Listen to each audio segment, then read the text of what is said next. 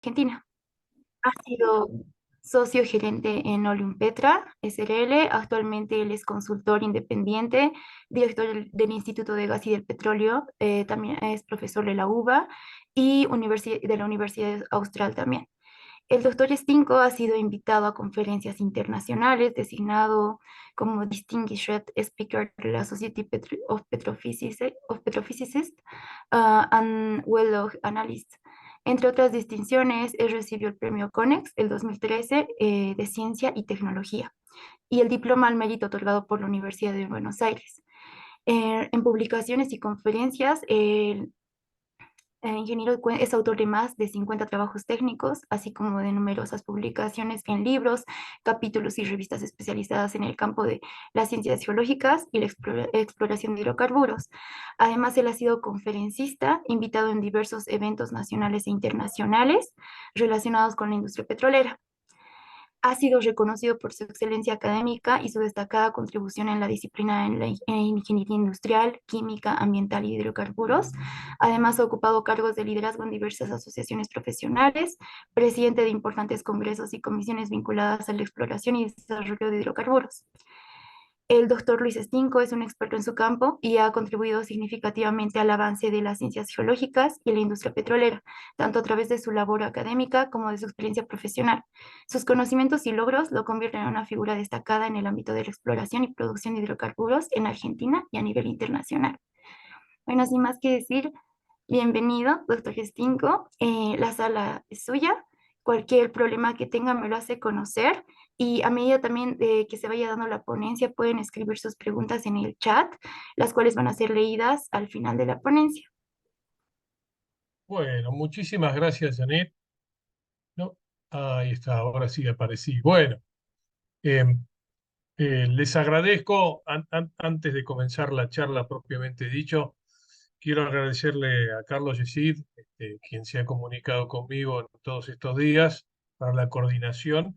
Y para mí realmente es un gusto poder compartir con ustedes un poco mi experiencia en, bueno, en distintos temas y en particular en esta reunión vamos a hablar sobre los yacimientos maduros. Lo que les voy a pedir es si efectivamente están viendo Sí, se la puede ver. pantalla. Se ve la presentación. Perfecto. Bueno, yo voy a poner ahora, voy a ocultar esto. Hide video, loading. Perfecto.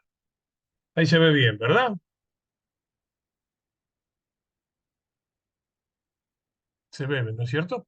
Sí, ahora sí está en modo presentación. Bueno, buenísimo. Bueno, yo les agradezco de vuelta, les agradezco a ustedes de la SPE Student Chapter, a la Universidad Mayor de San Andrés y la buena predisposición, iniciativa e idea de desarrollar este tipo de presentaciones y charlas para compartir sobre distintos aspectos de la industria.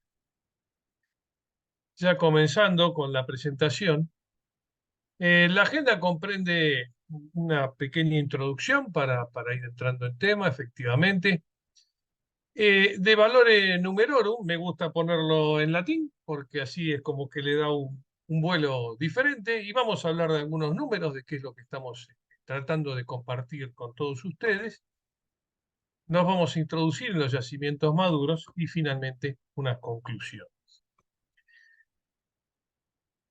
Los yacimientos maduros una particularidad. Los últimos números previos a la pandemia nos muestran que prácticamente el 70% de la producción mundial proviene de campos maduros.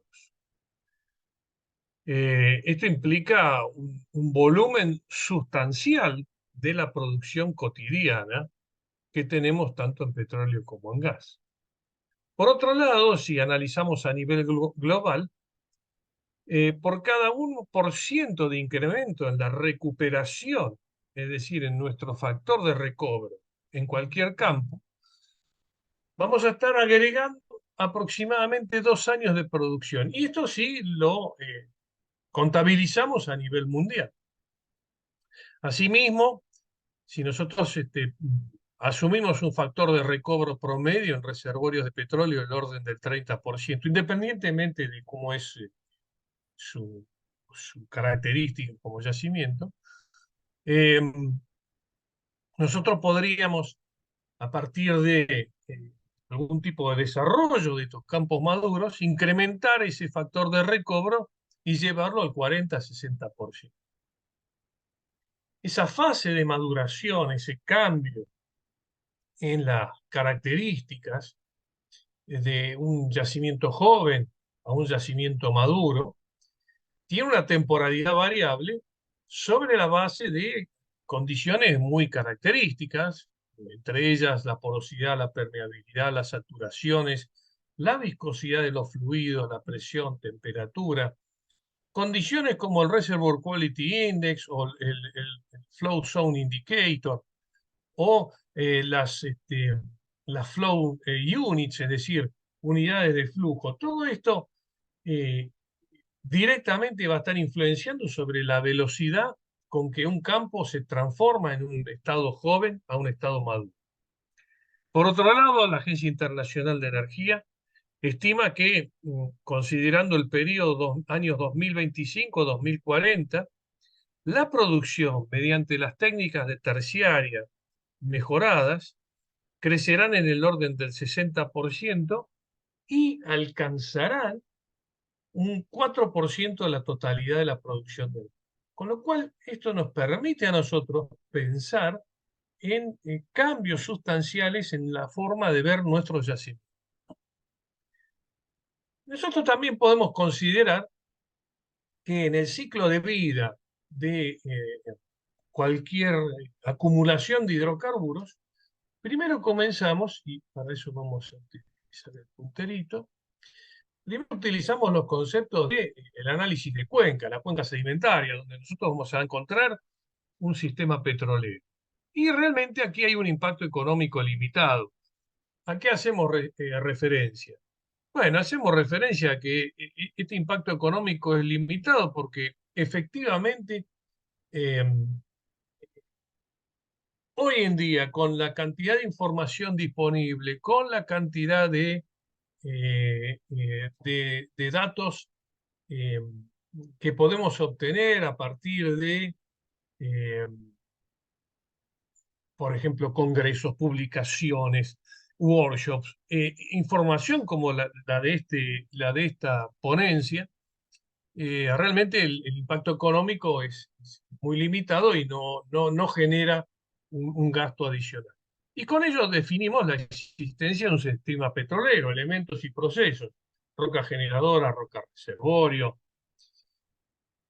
roca sello, roca de carga geostática, la generación misma, migración, entrampamiento, preservación en el tiempo geológico. Y luego pasaremos a la posible existencia de sistemas petroleros viables, la definición de play, la existencia de leads y finalmente el prospecto, en donde aquí el impacto económico es importante en función de que el prospecto es una anomalía del subsuelo que nosotros definimos a partir de información de sísmica y entonces estaríamos en condiciones de poner en producción, es decir, de perforar y eventualmente poner en producción ese recurso. Ahora bien, nosotros, insisto, en este ciclo de vida, generamos un descubrimiento y al descubrirlo, lo primero que necesitamos hacer es delinear ese volumen, tener una idea de cuál es la extensión, tanto areal como en profundidad, es decir, la extensión geográfica, así como también establecer de qué volúmenes estamos hablando, sobre la base de definir también los fluidos disponibles. Y aquí tenemos un impacto económico muy importante porque entraríamos en la etapa de desarrollo, ya sea por primaria, en donde solamente utilizamos energía de nuestro reservorio, y eventualmente podríamos tener pozos que son surgentes, y si no, nos ayudamos con algún tipo de dispositivo, como un aparato individual de bombeo, un Planger Lift, un Rotaflex, una electrosumergible, una bomba, una PCP. Después pasaríamos a una etapa en donde nosotros ya le estamos dando energía a nuestro reservorio a partir de la inyección de agua fundamentalmente y eventualmente podría ser de gas, una recuperación secundaria, un gas flooding o un water flood. Y finalmente entraríamos en la etapa de terciario, donde a partir de inyección de surfactantes, polímeros, a partir de inyección de vapor, combustión in situ, el uso de bacterias, la inyección de nitrógeno, el dióxido de carbono, entramos en una etapa ya así que eventualmente podríamos mencionar de madurez de nuestro reservorio. Y aquí, como vamos a ver más adelante, estamos mejorando nuestros factores de recobro. Finalmente, entraríamos en una etapa de abandono que, bueno, cerraría el ciclo de vida de nuestro yacimiento.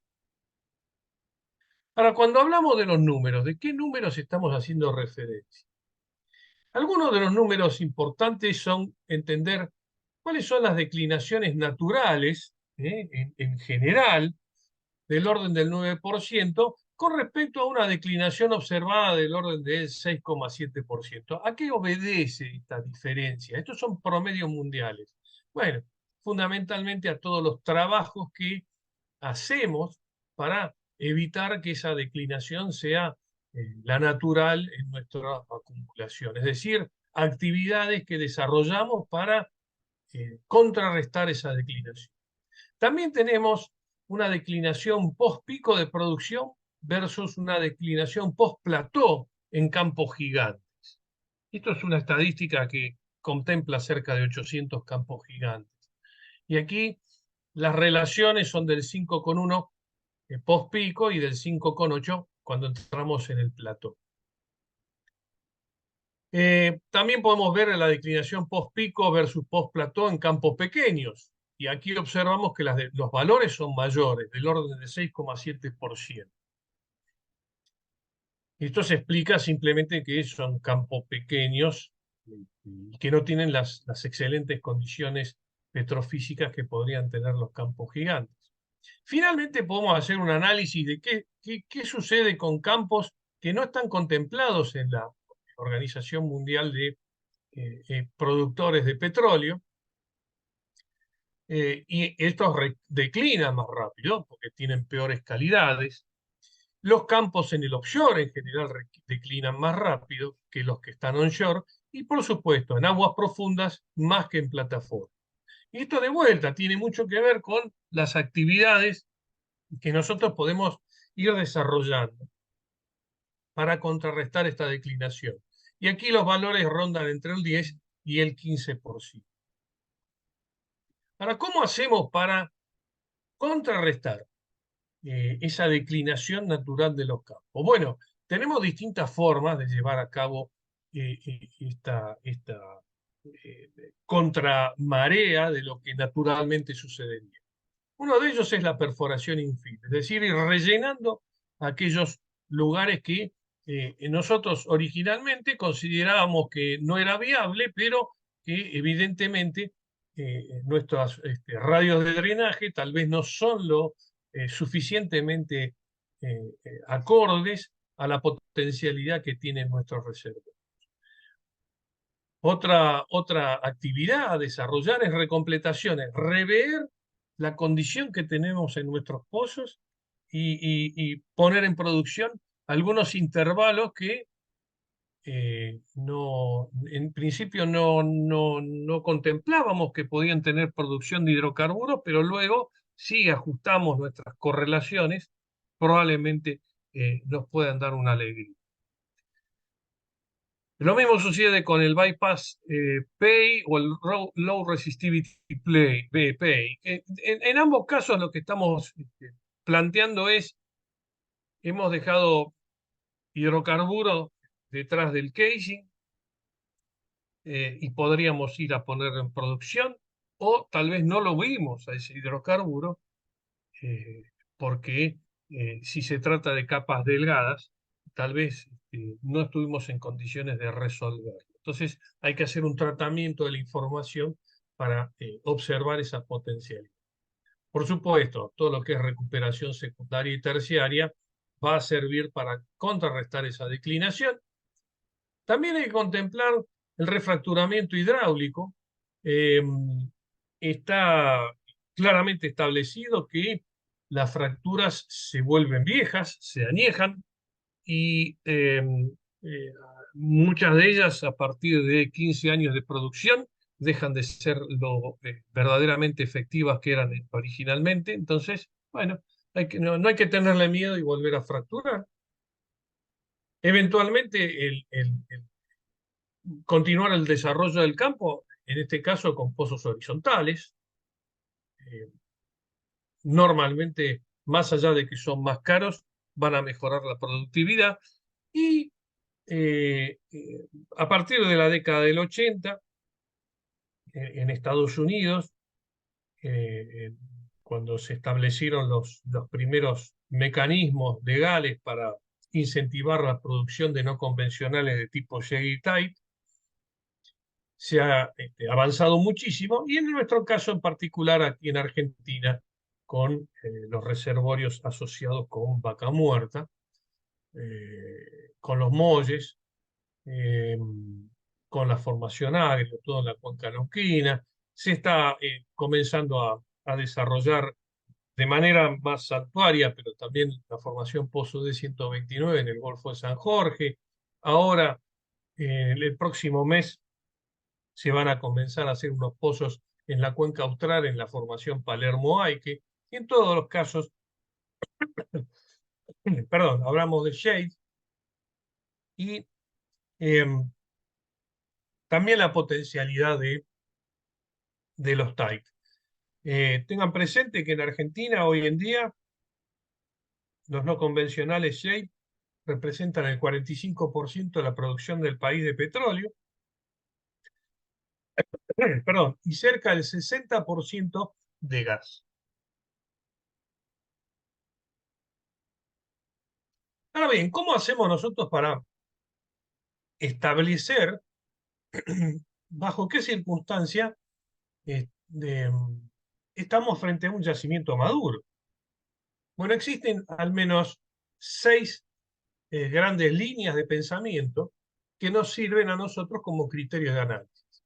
Uno es establecer el pico de producción, otro es el factor de agotamiento, el tercero la relación agua-petróleo, el cuarto el promedio de producción, el quinto la antigüedad de las instalaciones y el sexto tiene que ver con la evaluación económica, costo de oportunidad y eficiencia. Vamos a hablar un poquito de cada uno de ellos.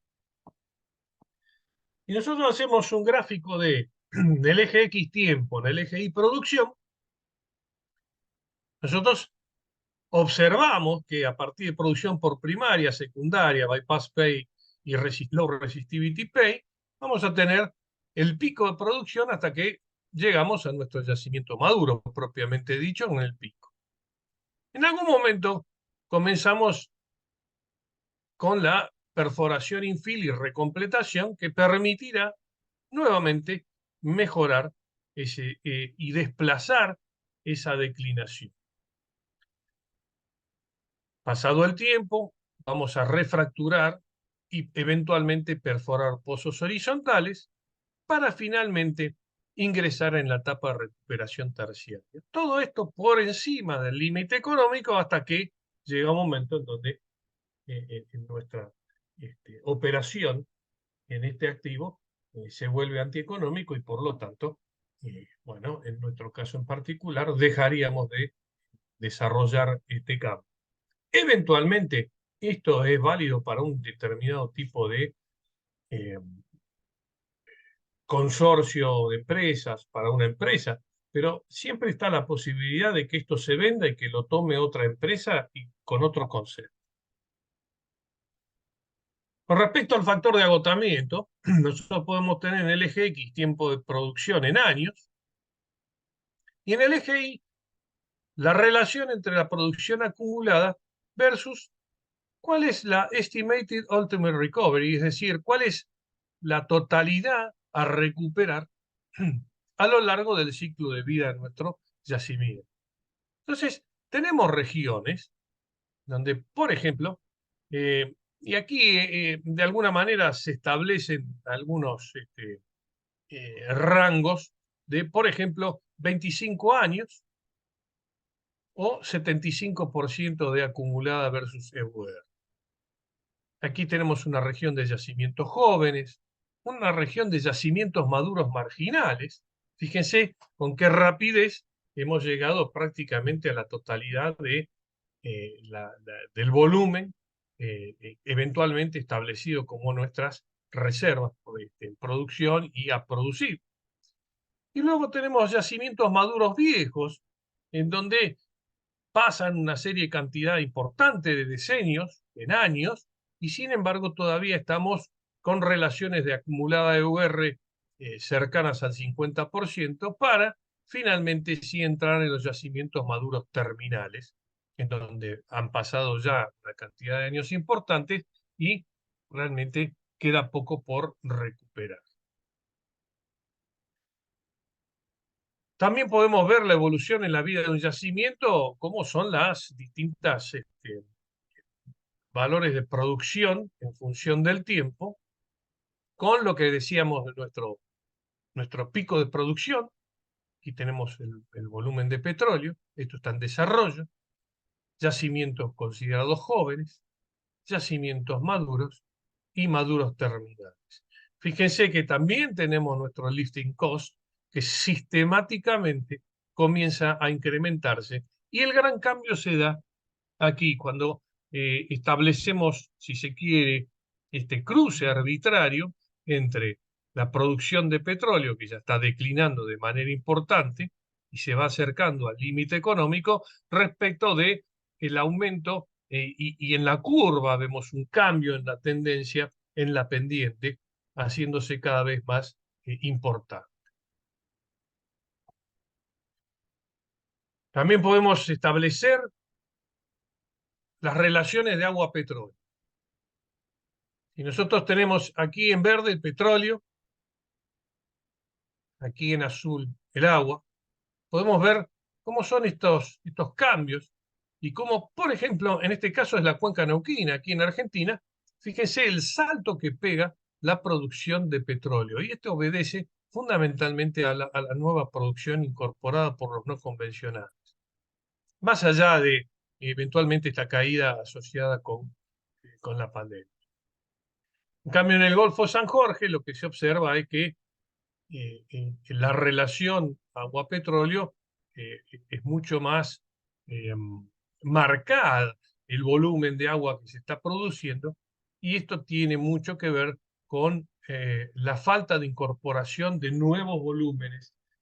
Y también, por otro lado, cabe mencionar que en el caso del Golfo de San Jorge, hay un importante volumen de producción en la cuenca asociado con recuperación secundaria, que no se observa en la cuenca neuquina. Entonces, aquí hay un volumen de agua sustancialmente mayor. Hay yacimientos que producen con 98% de agua. Bueno, aquí lo que estamos observando es la caída y la declinación sistemática en distintos campos. Esto da un promedio cercano al 15% anual, si nosotros no hacemos ningún tipo de compensación, un poco lo que hablábamos, de cómo tratar de revertir la situación de declinación. Esto en realidad son las profundidades finales de los objetivos y es simplemente para tener una relación de cómo es la declinación a lo largo de estos meses. Cuando hablamos de antigüedad de instalaciones, fíjense, esto está expresado en años.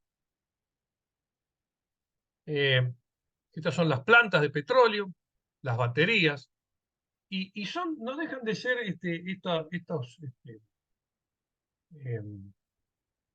formas de mostrar la información sumamente interesante, porque de manera rápida y veloz podemos entender dónde podríamos tener eventualmente inconvenientes o dónde estaríamos frente a una condición de un yacimiento maduro. Fíjense que acá lo que estamos planteando es eh, eh, la edad que tienen estas instalaciones o en este caso, para los mismos campos, la edades que tienen los pozos, que van de 0 a 5 años hasta que representan el 34% o más de 30 años el 20%.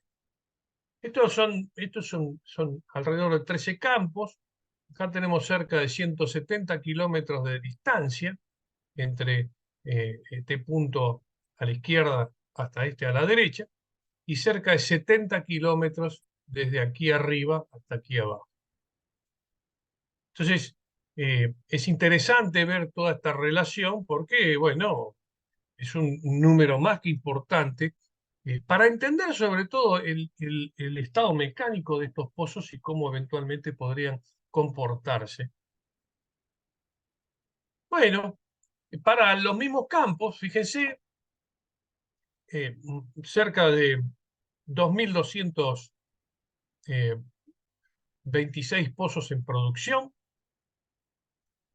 Si ven acá hay 2.600 que están inactivos. Aquí tenemos aparatos individuales de bombeo, 1686, PCP, electrosumergible, por flujo natural, gas lift y pozos inyectores, porque también había cerca de 35 proyectos, en realidad pilotos de recuperación secundaria. Entonces, esto también nos permite a nosotros entender un poco la diversidad y la complejidad que puede tener toda la operación de nuestro yacimiento maduro. Bueno, también podemos evaluar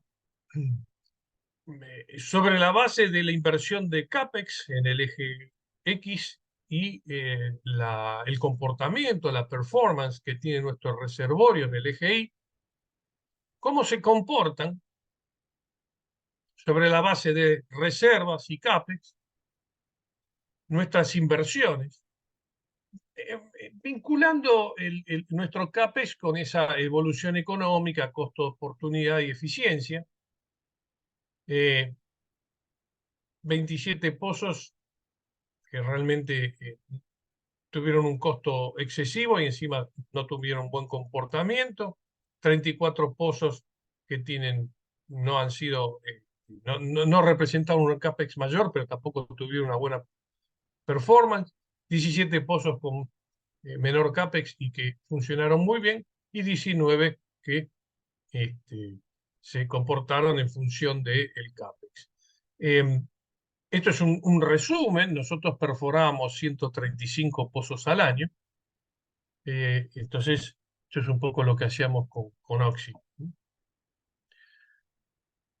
También es interesante ver, y seguimos analizando distintos elementos y factores que pueden definir estos campos maduros, cuál es el ciclo de vida en donde estamos primero en una fase exploratoria, en donde probablemente tengamos que pagar un bono para obtener esa licencia, ese bloque.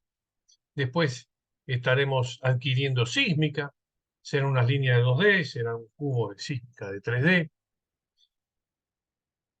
La perforación del primer pozo exploratorio y evidentemente estimamos que realmente tenemos un descubrimiento, entonces entramos en la fase de desarrollo y delineación con la eventual comercialidad de nuestro proyecto, de nuestra acumulación, y aquí comenzamos efectivamente al desarrollo pleno de nuestro campo y la primera venta de nuestros hidrocarburos. Y aquí tenemos una descomposición entre los valores ingresados a la empresa y aquellos que corresponden a los royalties o pagos hacia el gobierno. Entonces, esto es un poco en qué estado estaríamos nosotros de nuestro ciclo para entender hacia dónde deberíamos apuntar para optimizar el desarrollo de en nuestro campo y pasar desde la fase exploratoria, delineación, desarrollo intensivo y madurez.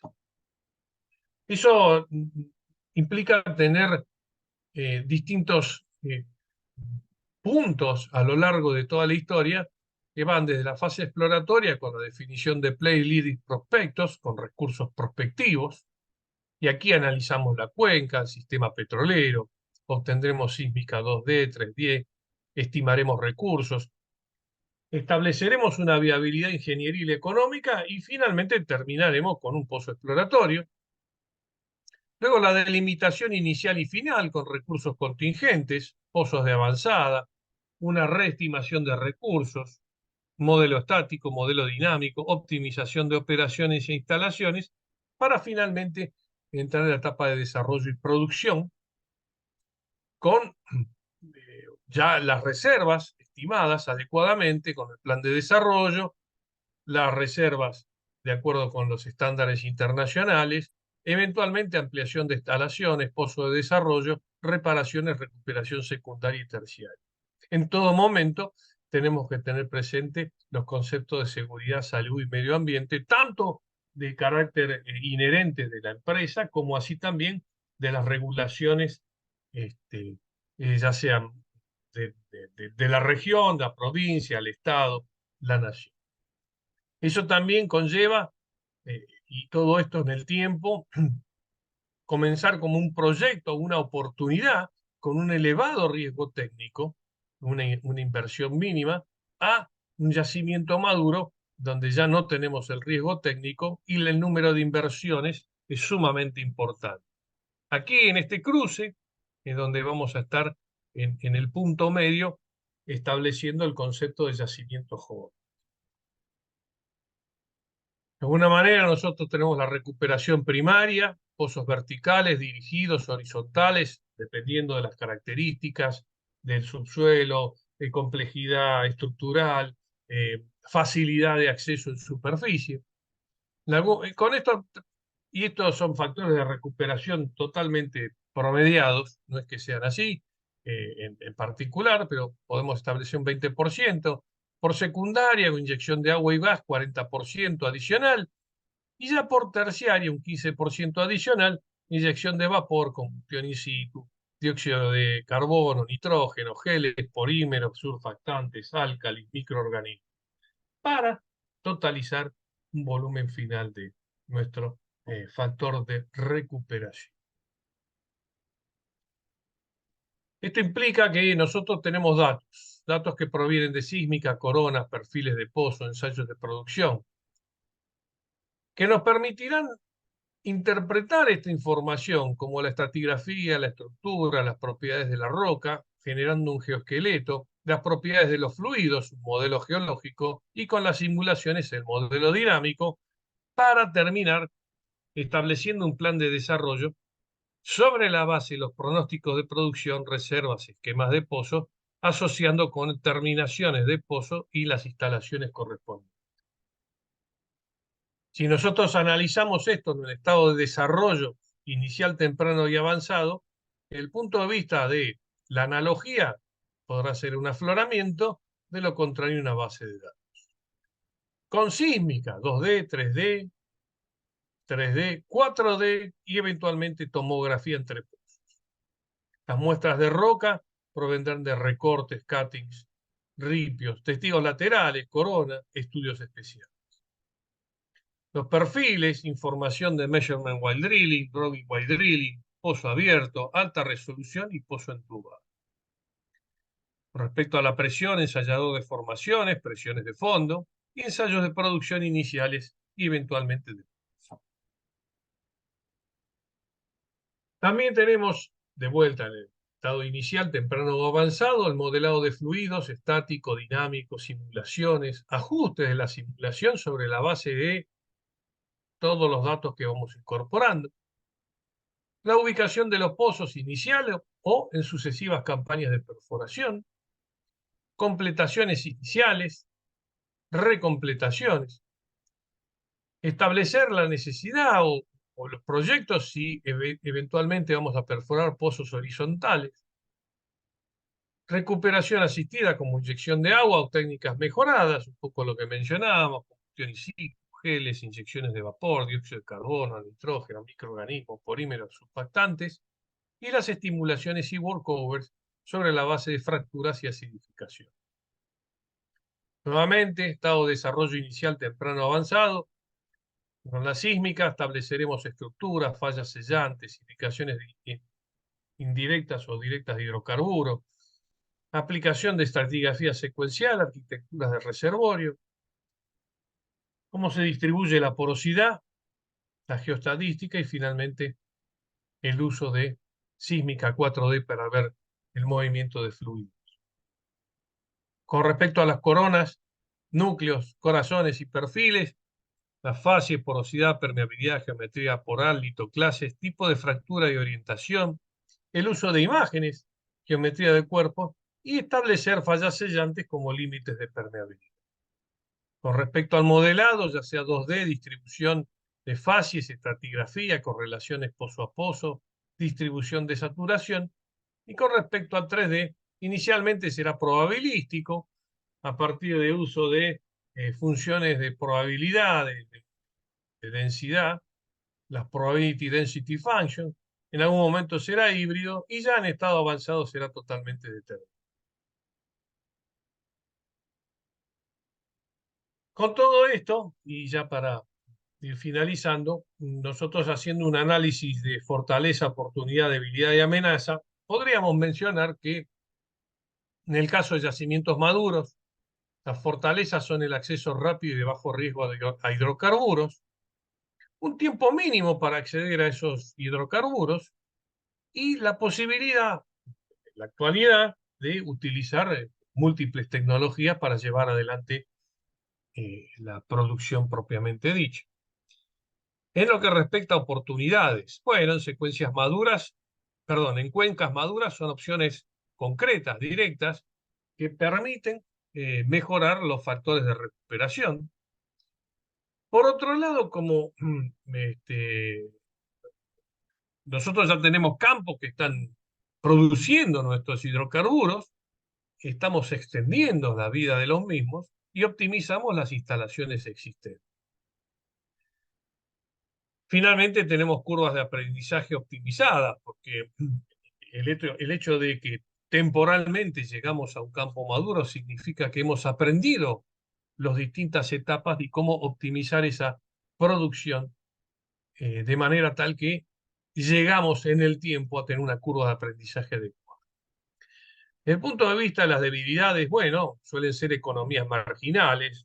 Los maduros no se caracterizan por tener unos beneficios económicos importantes, sino más bien es una cosecha lenta de lo que se puede terminar de lograr optimizar los factores de recobro. Pueden tener complejidades técnicas, sobre todo porque, y esto está directamente asociado con la infraestructura en deterioro, al tratarse de campos que habitualmente tienen muchos años en producción, puede haber inconvenientes con, por ejemplo, el estado mecánico de los pozos, la condición de los ductos, problemas con las baterías, eh, con los puntos de carga. Entonces, es importante tener un análisis directo de esas economías y cuáles serían nuestros valores de corte, eventualmente. Bueno, con respecto a las amenazas, en general los recursos humanos, es decir, los técnicos, los profesionales, suelen estar más dedicados o abocados o dentro de las organizaciones se orientan más hacia proyectos de mayor envergadura respecto de los campos maduros. Y también no deja de ser importante el tema de que a veces suele ser difícil conseguir socios inversores en virtud de que no son totalmente atractivos al momento de ofrecer como una opción de inversión. Bien, para finalizar entonces, Es fundamental caracterizar adecuadamente cada yacimiento y comprender el estado de situación en el que se encuentra, de manera a optimizar la declinación. Sobre la base del conocimiento de las propiedades de los reservorios y sus fluidos, optimizar la operación de acuerdo con las metodologías actuales y las mejores prácticas. Monitorear las variaciones con respecto al factor de recobro según se desarrollan los proyectos pilotos y ajustarlos de acuerdo con la respuesta observada. Y algo que no podemos dejar de mencionar es desarrollar las operaciones de manera segura, cuidando el medio ambiente y de acuerdo con las normativas del... Bueno, con esto doy por finalizado la presentación. Quedo atento a vuestras consultas y les agradezco la oportunidad de compartir estos momentos con ustedes. Ahí también mi correo, ante cualquier duda.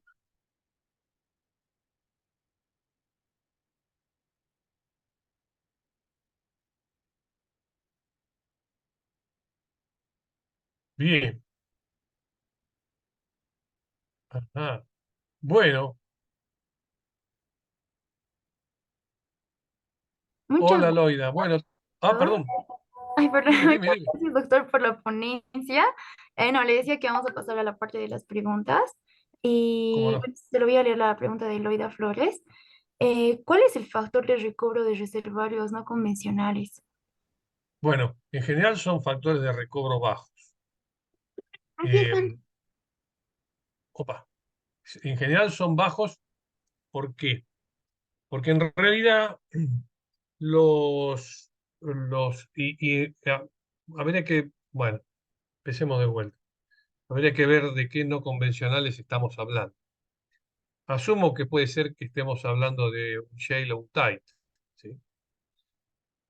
Normalmente tenemos factores de recobro bajo porque en el primer año eh, de producción, tanto de un shale como de un tight, la curva de declinación puede representar cerca del 65-75%. En el segundo año está en el orden del 40% y a partir del tercer, cuarto año es que comienza la producción sostenida que puede llevar 30, 40 años.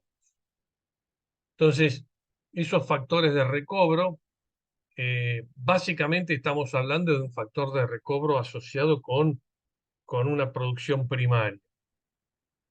Hoy en día, en Estados Unidos se utilizan técnicas como la Half and Puff, en donde se están eh, eh, inyectando eh, distintos gases, agua, y se promueve el movimiento del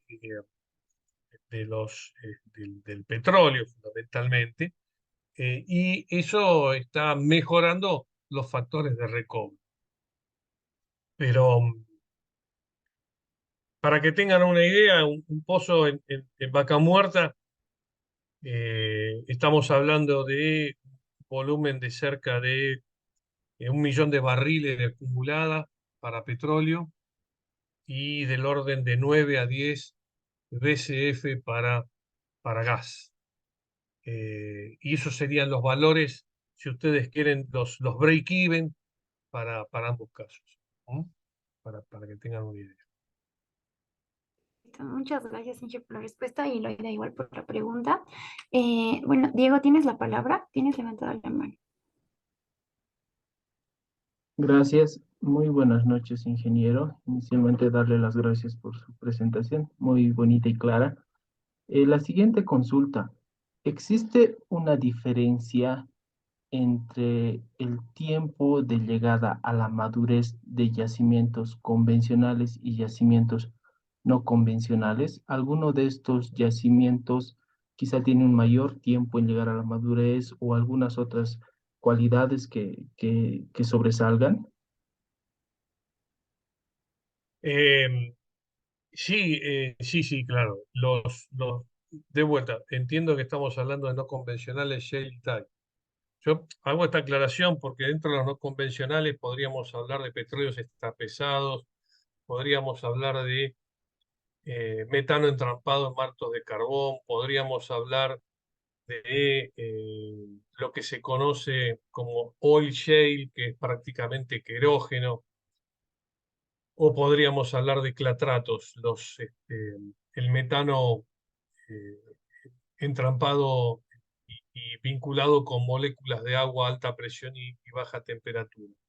Pero volviendo al shale y al type, sí, normalmente demoran más tiempo, pero eso tiene mucho que ver con la productividad que tienen este tipo de reservorios no convencionales. Los reservorios convencionales y eventualmente aquellos que tienen mejores condiciones petrofísicas, ustedes saben que a partir de 6, 7, 8% de porosidad y dependiendo de la viscosidad del petróleo, en el caso del gas no es limitante, o en el caso de la viscosidad del petróleo, una permeabilidad que puede ser un umbral, un cutoff de orden de 30, 50 milidarcis y de vuelta para el gas no es problemático. A partir de ahí tenemos producción. Entonces, si estamos en reservorios con excelentes condiciones de porosidad, por arriba del 25-30%, con permeabilidades del orden del Darcy, esos reservorios van a llegar o van a alcanzar un nivel de madurez mucho más rápido que si estamos hablando de reservorios de carácter marginal, claro que sí.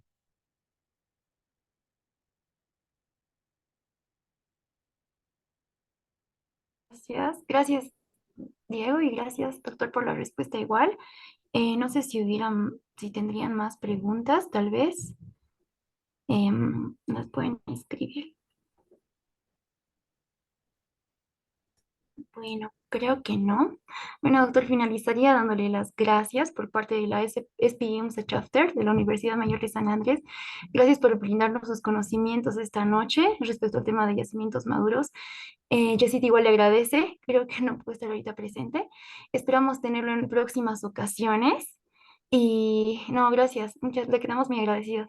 Ah, bueno, hay una última pregunta, no sé si lo puedo leer. ¿Está bien? Ajá. Sí, sí.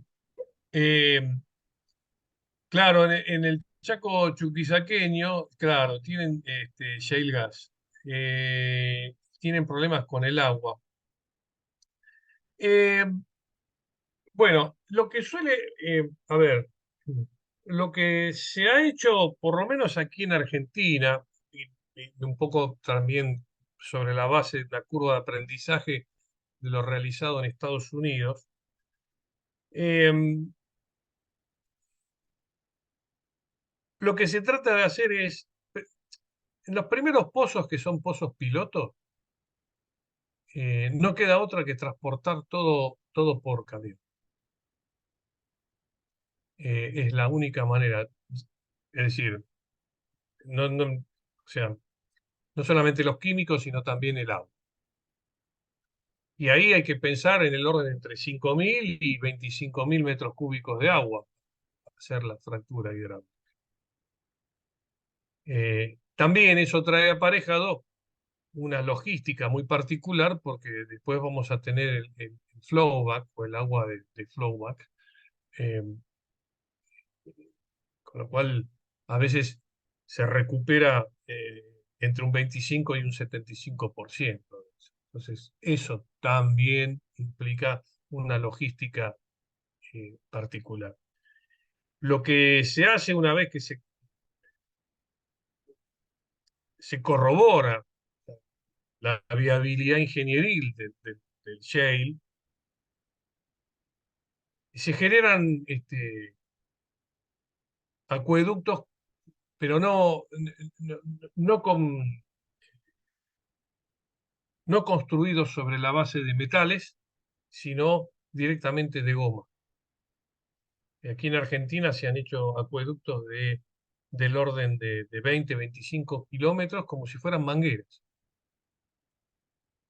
Entonces eso, bueno, permite movilizar volúmenes de agua desde donde sea posible. Una vez que se entra en la fase de lo que se conoce como el factory well, que ya es eh, la perforación sistemática de pozos, más las fracturas sistemáticas. Aquí hay pozos en donde se han fracturado, se han hecho más de 20 fracturas hidráulicas en el día, en un solo pozo. Es decir, la actividad es muy, muy intensiva. Entonces, eh, esas son opciones que son necesarias pensar. La otra opción, que también es totalmente viable, pero eso depende mucho de las condiciones eh, regulatorias de la región, es hacer pozos a partir de los cuales se produzca agua. Es decir, pozos de agua buscando acuíferos profundos, y bueno, ese agua se trata para ponerla en condiciones para poder realizar la fractura hidráulica. El agua básicamente eh, representa el 97% y el resto son este, agentes de sosteno propan, biocidas, goma guar, algún tipo de detergente, bueno, surfactantes, probablemente algún densificador, algún gelificador, pero eh, eso se puede tratar y se puede llevar adelante sin ningún inconveniente. Bien, sigo con la otra pregunta.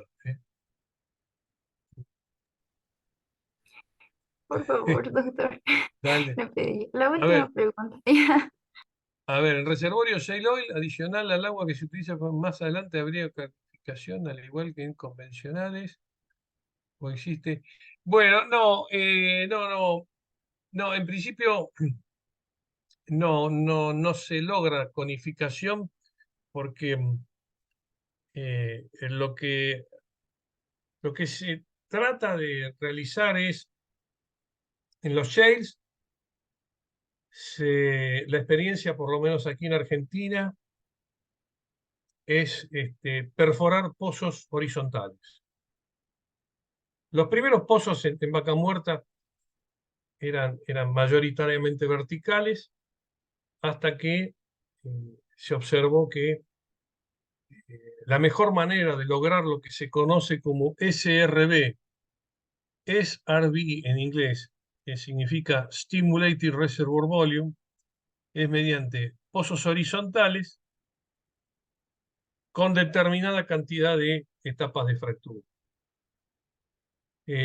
Hace unos 10 años los pozos horizontales tenían 700 metros de rama horizontal, hoy el promedio está en 2.500 metros, algunos pozos llegan a 3.500 metros, 4.000 metros.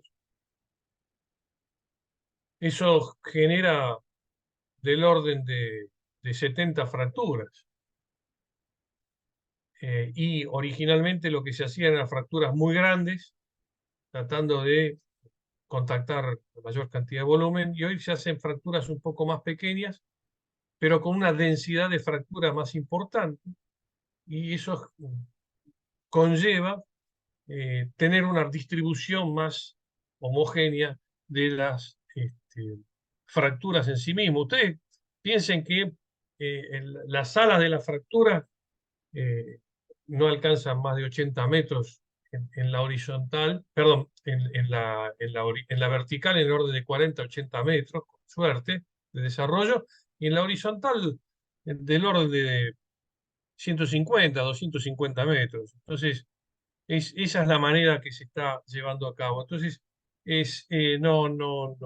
no se concibe la conificación o ese contacto como estás consultando, Loyo. No sé si te contesté.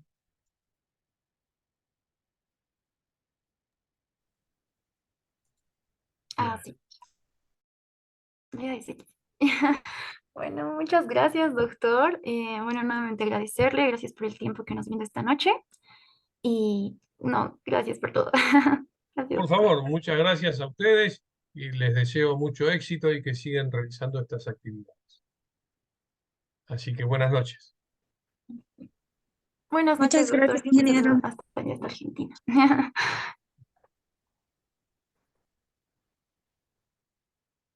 Bueno, chicos, antes de terminar la reunión, les damos a, bueno, les hacemos conocer sobre el curso de PipeSim. Está el curso publicado en nuestra página de Facebook, así que no olviden inscribirse. El curso comienza este sábado. Este va a ser dictado en las mañanas y va a tener una duración de 4 semanas aproximadamente.